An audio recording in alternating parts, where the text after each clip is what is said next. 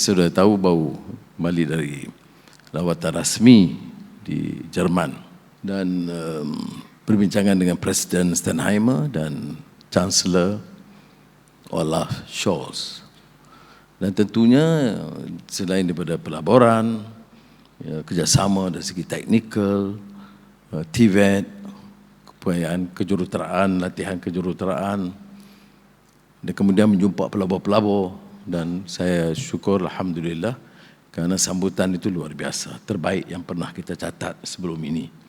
Tapi ini bukan soal Anwar, sebab sebelum itu dia tahu tentang pentadbiran kita, usaha jabatan-jabatan, sebaik MITI, Kementerian Luar, dan kementerian-kementerian lain yang telah pun membuat beberapa persiapan awal. Sebab itu saya selalu insaf bahawa sebagai kerjasama sepasukan, termasuk penjawat awam sangat penting, kerana keyakinan mereka.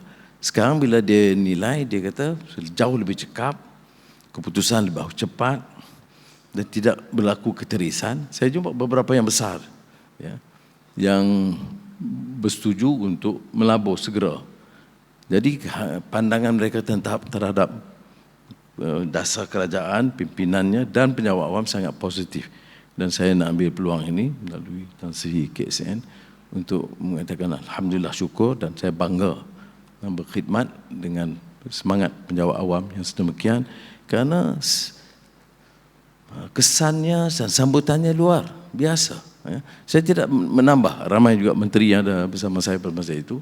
Sudah Mak Hassan, Menteri Luar, sudah Zafrul, Tengku Zafrul, MITI, dan juga Iwan Benedict, kemudian beberapa pegawai. Mereka dengar sendiri.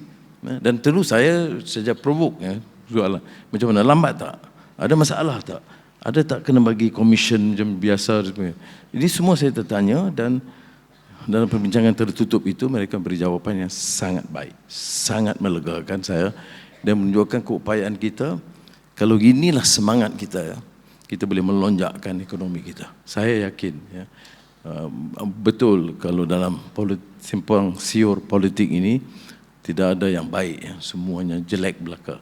Tetapi percayalah, kita lihat kepada angka dan data, belum ada pelaburan yang setinggi ini dalam sejarah negara kita. Belum ada sambutan dan dukungan media antarabangsa secara positif terhadap pengucapan kita dan dasar kita sebelum ini. Kalau kita buat penilaian, sama ada saya pergi ke Australia baru ini ataupun ke Jerman. Tentunya saya selaku Perdana Menteri, dan Datuk Seri Zahid pun turut juga kenal, itu dihujat pelbagai. Itu salah guna kuasa, guna wang banyak, pergi senang, guna pesawat kerajaan, pergi cuti di luar negara dan dengan seronok. Saudara, tak terjawab saya.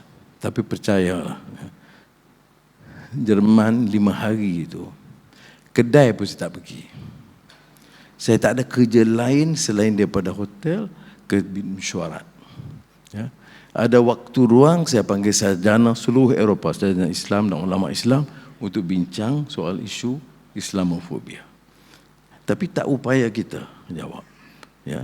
Dan kerana setengah yang menghujat itu, Tok Guru, dia pakai serban dan jubah.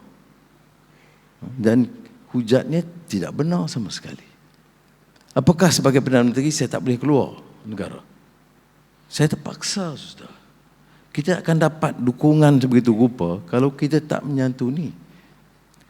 Apakah saya suka sangat keluar? Tak larat dah. Saya bukan lagi muda. Kalau dulu saya suka keluar negara, sekarang saya tak suka. Saya lakukan ini kerana saya terpaksa lakukan untuk kebaikan negara kita. Saya bukan pergi satu hari mesyuarat, hari kedua main golf. Itu tradisi lama. Sudah pun tahu.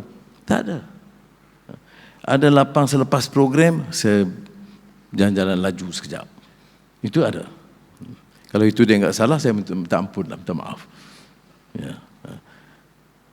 Tapi sebab itu saya nak ajar saudara. Kerana bagi saya, asas kekuatan kita penjawat awam.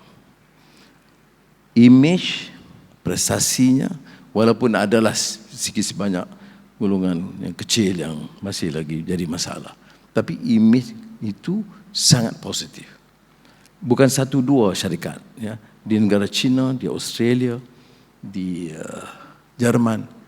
Itu pandangan mereka, terutama yang dah lama sini. Ada yang sudah lama, ya, macam Infineon dah puluh tahun, Baus berpuluh tahun, dan banyak syarikat. Dan mereka menyatakan kepada saya, dalam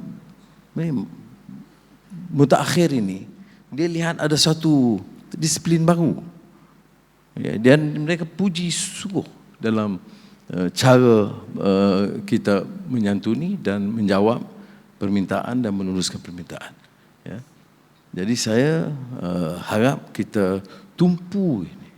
So, saudara percayalah, bagi masa dalam beberapa tahun kita boleh angkat semula darjat martabat kita. Kita dah ketinggalan. Transformasi digital,